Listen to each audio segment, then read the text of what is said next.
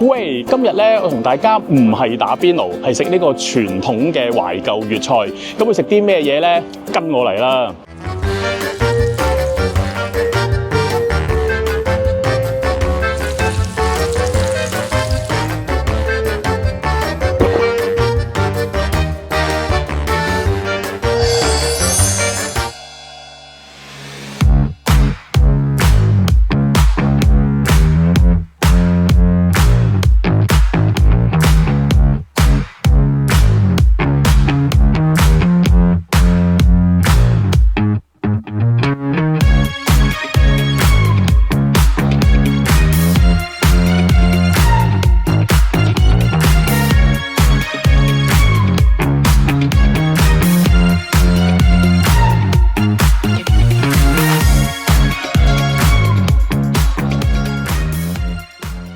大家好啊！今集嘅近廚得食咧，我好開心啊！嚟到呢一個旺角嘅襟江酒家，同我一位好尊敬嘅前輩就係林開勝師傅咧，一齊去品嚐我好中意嘅懷舊傳統粵菜啊！喂，阿勝哥啊，喂，大家好啊！真係我終於可以同你坐定定喺度食嘢。我知我之前包咗幾次場啊，你都好忙啊，真係係咪啊？係啊，冇錯啊！原來你咁尊敬我㗎？冇錯係啊！我細個就係喎。今日咧，我哋嗱台上面有好多唔同嘅你煮你嘅呢啲嘅美好的食物啦，全部都係有故事嘅食物添啦。講真呢啲，我哋食邊味先啊？應該。既然間你咁尊重我，我整啲好嘢俾你食啊！好啊好啊，先整試下呢個嗱，好，你試下呢一味，哇，就係即刻嚟料先，哇係。嗱呢一個咧，如果真係外邊食唔到嘅，呢一個就係手拆嘅魚蓉羹，咁啊一條條魚肉好正啦，仲有木耳絲。不過我未講，你要知入邊有咩咁犀利嘅。咁呢個係魚湯啊嘛，但係嗱木耳絲我見到啦，但係青 BB 呢啲係咩嚟㗎？嗰個節瓜絲啊，節瓜絲。佢仲有啲咬落去硬硬地嗰啲欖仁啊。係啊 ，OK。不過咁犀利嘅你。係啊，但係跟住咧嗱，仲有呢啲橙橙地色呢啲一條嘅呢個就係佢哋菇絲啊。哦，菇絲，即係你會唔會落埋陳皮添㗎？有啊，你冇食到咩？你食唔食到啲咩魚啊？係咪鯇魚啊？喂，我哋用個好大嘅鯇魚，跟住咧煎咗佢，跟住咧攞對筷子啊，好似爬番攤咁啊，慢慢爬晒啲肉出嚟，挑正晒啲骨，攞晒嗰啲魚肉出嚟做㗎。但係咁去骨咧點樣？有冇啲咩巧妙啊？蒸熟咗佢就個骨就自然會退啦。大骨啊，細骨咧你就慢慢爬，你就度到出嚟啦。好正啊！打頭陣就係呢一個嘅手拆魚蓉啊！嗱 hold 住先，因為我見到個其他菜式咧，你覺得我應該食邊味先咧？跟住睇到中意食邊個啊？你想食邊個啊？嗱，其實呢一個咧，我係點名我想食嘅，亦都係你哋嘅招牌菜之一咧，就係呢個鍋貼小棠菜。即係呢個小棠菜咧，又唔係淨得小棠菜咁簡單㗎。其實應該你係有埋呢個白花，即係有埋呢一個嘅蝦膠喺裏邊㗎嘛。講真，有蝦膠，係啊，帶子。蝦仁，依家加咗杏片喺度。係咯，嗱，你加呢個杏片咧，其實就傳統就唔會加落去嘅，係你呢個新派嘅做法擺落去。依家啲年輕人中意食香口啊嘛。即係我啦，年輕人，我即刻嚟啦。哇，成嚿啊！係啊，咁係咯，好味啊！入口嗰下咧，雖然你係呢個係煎噶嘛，呢個都炸㗎，炸嘅 ，OK。嗱，猶豫不利，先蒸後炸。點解要蒸咗先咧？要蒸咗容易熟啊嘛，再炸就方便啦。佢真係有呢個小棠菜嗰啲清新嘅感覺，同埋呢一個嘅蝦膠咧，喂，個味唔係一般嘅蝦膠嗰啲味喎，真。呢個係真係好清爽嘅感覺，呢個真係。食多件啦。好啊，我嚟啊，真係。真係食得㗎。個杏片係另外一個玩法嚟嘅呢個，係啊，裡面仲有少少脆脆地嘅嘢喎，咬落去。佢有個脆漿喺度㗎。哇！呢個真係唔簡單㗎嘛，呢啲。脆漿裹住嗰個皮啊。我中意食嗰個邊嗰個鮮咧，就因為咧嗰個脆啊，呢個講真。咁呢個中間嗰個位置咧，有呢個大嚿啲啦。哇！嗰個蝦膠嗰個感覺更加豐富。我又上網揾資料咧，而家真係小心啲嘢。上網資料咧，10件有8件都錯。佢話呢一個小棠，因為鍋貼小棠菜咧係要揾墨魚膠喎。咁呢一個咧，你有冇溝咧？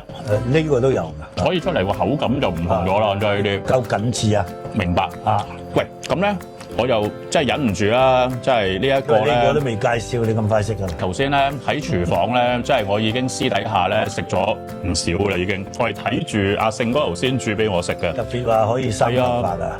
冇錯，呢個生頭髮都感覺到。但係咧，我想問就係油泡蝦咧，呢一個其實都係我哋粵菜裏邊嘅一味菜嚟㗎嘛。但係平時好少嗰啲嘅茶樓會做喎。講真，嗱，我繼續食啊。點解咧？係咪一個功夫太複雜咧？講真，你炸個過程係嗰個你要嗰個油溫把控得好好，高溫嘅滾油把控得好好咁，你先係有嗰種效果。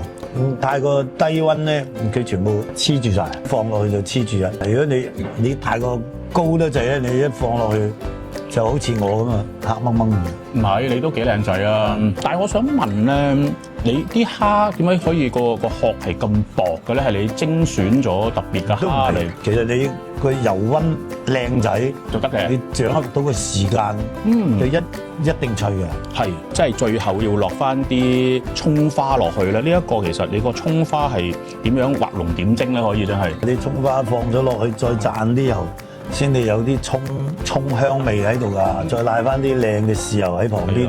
最開心食到咩嘢咧？就係嗱，即係啱啱煮好嗰下咧，即係我成日都形容嗰個詞叫外脆內嫩咧，唔止啊，仲要個殼佢夠薄啊，所以咧係連埋啲殼一齊去食咧。你食咗都唔攣。如果咧下次啲人咧，你話淨係呢一味啊，呢啲殼你唔要咧，俾我覺得啲殼係仲好味過裏邊啲肉嘅啫，呢啲係啊，呢個係個驚喜中嘅驚喜。大家如果嚟咗襟江冇食到呢一味咧，等於冇嚟過嘅，就係呢一個嘅正宗嘅灌湯餃。我覺得呢個唔止懷舊啊，直係正宗添啊已經。因為而家我哋喺香港咧，好多嗰啲鋪頭咧，佢寫就寫灌湯餃，其實就係湯浸餃或者浸湯餃。係啊，所以你哋係仲可以堅持到呢一個傳統，同埋你做到嗰個效果添啊！講真呢一個咁咧，其實咧有啲儀式感嘅，即係咧平時咧當然影咗相先啦，跟住咧佢係咧有一個輔助工具嘅。呢個輔助工具咧，大家可以睇下咧，就係一個 L 字形嘅呢個鐵嘅托咁樣。咁大家會點做咧？咁有兩個方法嘅，你可以咧就將佢就搬落去個碟嗰度啦，唔好即係離開嗰個托。又或者有啲人咧就直接咧就可能咧就揾呢一個嘅筷子輔助。就落去個碗嗰度，重點係點解有咁做咧？因為個靈魂所在啲湯咧就唔想嘥咗佢，咁咧所以咧就我用呢一個後者啦，即係將成個灌湯餃就放落去個碗嗰度，咁啊擺翻個托喺呢個蒸籠嗰度咧，咁裏邊啲湯汁就唔會漏出嚟。即係有啲鋪頭咧係冇呢個 L 呢個托嘅，佢下邊係揾啲錫紙兜裝住咧。哇，大佬個賣相同埋食出嚟又麻煩咧，即係打晒折扣咁樣。佢係有個醋俾大家跟住嘅，但係咧，我會建議大家咧先試咗原味先。你食咗，可能你係輕輕拉開佢，跟住就啜啖湯，又或者好似我咁樣咧，直頭咬一啖落去先。試咗原味之後，跟住先加嗰個醋咧，就可以分階段嘅味覺享受啦。我食一啖先嚇。你小心啊！嗰啲湯接到成面係啊！唔係，所以我係其實咧同佢好似親吻。我哋係即係慢慢啜翻啲湯出嚟嘅，唔會嘥咗佢嘅。哇！即係如果你喺其他嗰啲即係浸咗湯落去的話，就冇呢個享受噶啦。但係呢個其實你咪好辛苦，你要堅持做呢個方法，真係隨時有啲人又話：哎呀，好易有包爛啊！跟住另外蒸又可能蒸爛啊咁樣嗰啲，有啲咩巧妙咧？真係功多手熟啊嘛。啲師傅做慣咗，佢又要掌握個時間蒸到啱啱好。如果你蒸過籠，佢又會爆皮啊，流晒啲湯啊。咁我想問咧，嗱，其實佢係會唔會有個限嘅數量咧？即係唔可以同時間蒸太多咧？即係可能都係每次係蒸10籠8籠到就夠咧？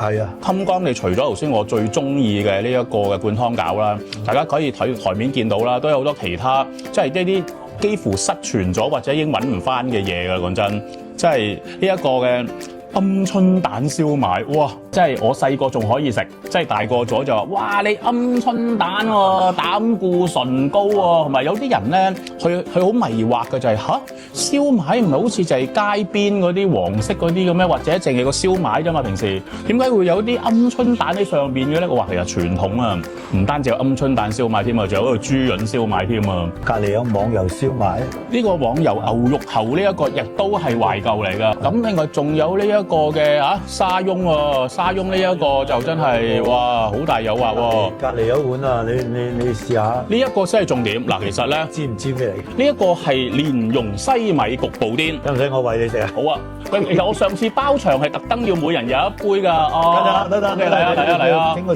精多謝勝哥，OK，哇！哦，乖啊！食咗快啲3米頭發出嚟。咁今日好多謝勝哥啊！講真嗱，其實咧，我將會再包場。我哋講翻襟江酒家呢一個，真係我真係一直都淨係知道某一間歷史好悠久啊，但係原來襟江酒家係比另外一間歷史更悠久嘅呢個講真。咁而家喺旺角嗰度開翻啦，係上年嘅事啦。其實你有冇啲咩概念係用呢一個襟江咁多年歷史去承傳到呢個香港飲食文化，再加你自己嘅心得喺裏邊咧？真係我哋襟江咧，最主要係做翻傳統嘅粵菜，係啊，將佢保留翻。咁啊，你知依家香港個個都中意懷舊，冇錯。所以咧就好多人咧就衝住我哋嗰個出品，專門做懷舊嘅嘢，過嚟捧我哋場。係啊，等於你咁，你都冇錯，係啊，捐罅。係咯，都捐到嚟呢度。